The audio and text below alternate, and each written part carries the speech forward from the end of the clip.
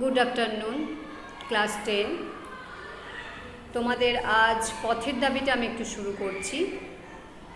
2026 মাধ্যমিকে যেহেতু পথের দাবি থেকে একটা 5 নম্বর এসেছে, সেহেতু 2027-এ পথের দাবিটা 5 নম্বরের জন্য ইম্পর্টেন্ট না হলেও 3 নম্বর আসতেই পারে। আর তার থেকেও বড় কথা, ছোট কোশ্চেন। আমরা যারা স্টুডেন্টরা 100, 99, 98 বা 97 এরকম 90 আপ পেতে চাই, তাদেরকে কিন্তু ছোট প্রশ্নগুলো আগে ক্র্যাক করতে হবে। আর এই ছোট প্রশ্ন ক্র্যাক করতে হলে প্রত্যেকটা গল্প, প্রত্যেকটা কবিতা কিন্তু তোমাদের লাইন বাই লাইন পড়তে হবে। তাই সেই প্রয়াসেই আমি পথের দাবিটা শুরু করছি। পথের দাবি একটা উপন্যাস, শরৎচন্দ্র চট্টোপাধ্যায়ের লেখা পথের দাবি উপন্যাস। শরৎচন্দ্র চট্টোপাধ্যায়কে আমরা কথাশিল্পী বলে জানি।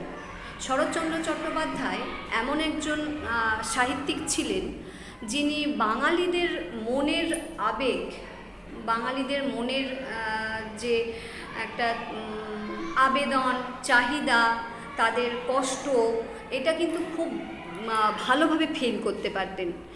পথের দাবি উপন্যাসটা আমাদের কীরকম একটা উপন্যাস বলে দিই। পথের দাবিতে শরৎচন্দ্র চট্টোপাধ্যায় মহাশয় বেশ কিছু দেশপ্রেমিকদের কিছু সংগঠনমূলক কাজ তুলে ধরেছেন।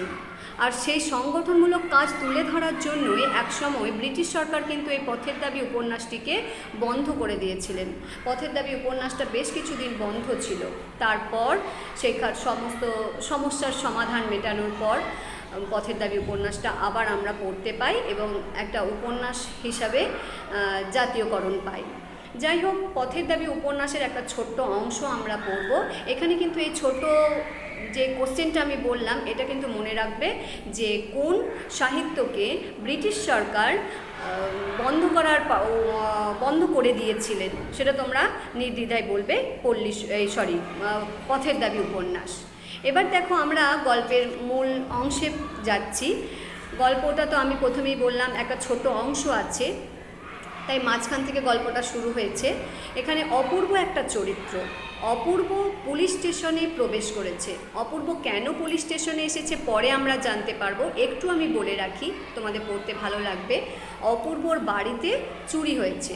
সেই চুরির নালিশ লেখানোর জন্য বা রিপোর্ট লেখানোর জন্য, যেটাকে আমরা বলি ডায়েরি করা, সে ডায়েরি করতে অপূর্ব এসেছে পুলিশ স্টেশনে। পুলিশ স্টেশনে অপূর্ব প্রবেশ করে কি দেখছে? সম্মুখের হল ঘরে জন ছয়েক বাঙালি মোটঘাট লইয়া বসিয়া আছে।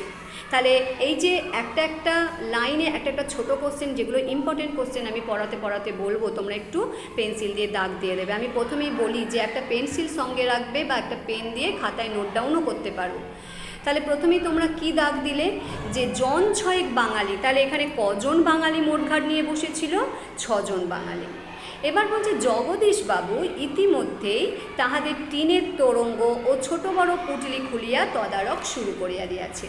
জগদীশবাবুকে পুলিশ স্টেশনে একজন পুলিশ, বড় পুলিশ না হলেও তিনিও একজন পুলিশ, তিনি হচ্ছেন মোটঘাটগুলো খুলে খুলে দেখছে যে কোথাও কিছু প্রমাণ পাওয়া যায় কি না। কেন? এখানে আরেকটু কথা আমি বলি, কারণ এখানে একজন পলিটিক্যাল সাসপেক্ট মানে কি? দেশপ্রেমিক, যাদেরকে সরকার খুঁজছে, যাদেরকে সরকার বিদ্রোহী বলে দাগিয়ে দিয়েছে এবং তাদেরকে খুঁজে বেড়াচ্ছে, সেরকমই একজন দেশপ্রেমিক সব্যসাচী মল্লিক, যার এই খবর আছে পুলিশের কাছে যে এই বর্মাতে এসে রেঙ্গুনে এসেছে সে। তাই জন্যে পুলিশরা চারদিকে একদম লোকজন পাঠিয়ে তদন্ত করে যাচ্ছে। তা সেই রকমই সন্দেহভাজন কজন ব্যক্তিকে ধরে এনেছে, তাদের মধ্যে কয়েকজনের মোটঘাট দেখা হচ্ছে।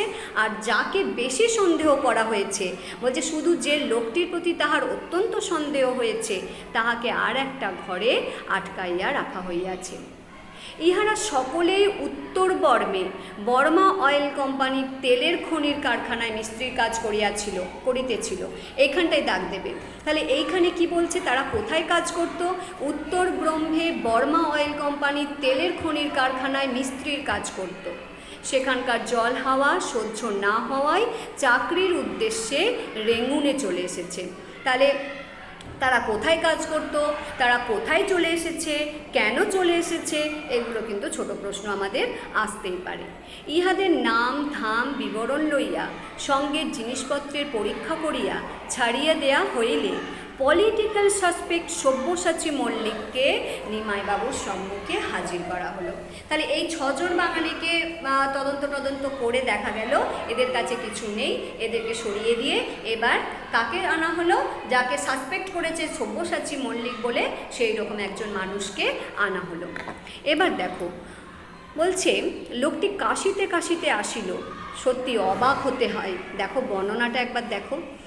অত্যন্ত ফর্সা রং, রোদে পুড়িয়া যেন তামাটে হইয়াছে, বয়স 30-32-এর বেশি নয়, কিন্তু ভারী রোগা দেখাইল। এইটুকু কাশির পরিশ্রমে সে হাঁপাইতে লাগিল।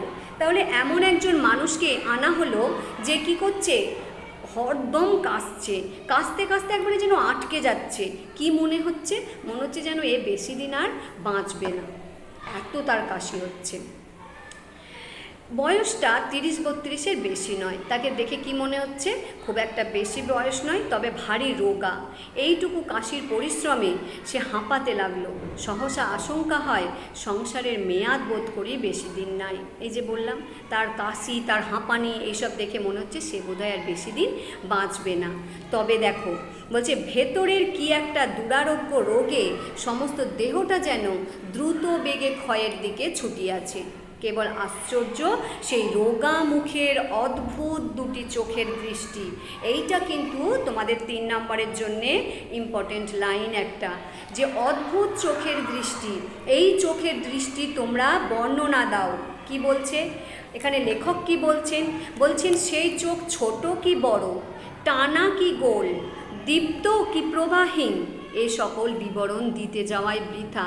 বলছে সে টানা কি গোল, ছোট কি বড়, সেখানে উজ্জ্বলতা আছে কি নেই, সেই সব বিবরণ দিতে যাওয়া বৃথা। কেন না, তার চোখটা ছিল অত্যন্ত গভীর জলাশয়ের মতো। কি যে তাহাতে আছে, ভয় হয় এখানে খেলা চলবে না, সাবধানে দূরে দাঁড়ানো প্রয়োজন। ইহারই কোন অতল তলে তাহার ক্ষীণ প্রাণ শক্তিটুকু লুকানো আছে, মৃত্যুও সেখানে প্রবেশ করতে সাহস করে না। বলছি যে এই চোখ দুটোতে এমন কিছু একটা আছে যেখানে সাধারণ মানুষরা বলবে না, দূরে দাঁড়ানোই ভালো, আর মৃত্যুও ভয় পাবে যে এখানে আমার চলবে না, এখানে আমি আসতে পারবো না। কেবল এই জন্যেই যেন সে আজও বাঁচিয়া আছে। অপূর্ব মুগ্ধ হইয়া সেই দিকে চাহিয়াছিল। সহসা নিমাইবাবু তাহার বেশভূষার বাহার পরিপাট্যের প্রতি অপূর্ব দৃষ্টি আকৃষ্ট করিয়া সহাস্যে কহিলেন, বাবুটির স্বাস্থ্য গেছে, কিন্তু শখ 16 আনায় বজায় আছে, তা স্বীকার করতে হবে। কি বলো অপূর্ব? তার মানে দেখ, বলছে এখানে যে আমরা পরে একটা বর্ণনা পাবো, সেই বর্ণনাতে আমরা দেখব যে তার কাশি হোক, হাঁপানি হোক, সে প্রায় মৃত্যুর দরগড়ায় এসে যাক, কিন্তু তার সাজবেশটা একদম রঙিন হয়ে আছে। তাই জন্য নিমাইবাবু একটুখানি পরিহাস ছলেই এই কথাটা বলেছেন। তাহলে আমরা এই প্রথম প্যারাটা পড়লাম, এখান থেকে কিন্তু আমরা ছোট কোশ্চেন বলে দিয়েছি, একটা 3 নম্বরের কোশ্চেন বলে দিয়েছি, চোখের বিবরণ। আবার এই প্রথম দিকের বিবরণটাও দিতে পারে যে অপূর্ব যে পুলিশ স্টেশনে প্রবেশ করে কি দেখেছিল, সেখানে পরপর কি ঘটনা ঘটেছিল। ঠিক আছে, তোমরা তাহলে এইটুকু একটু তোমরা রেডি করে নাও। চলো আজকে আমরা এখানে ক্লাসটা শেষ করছি।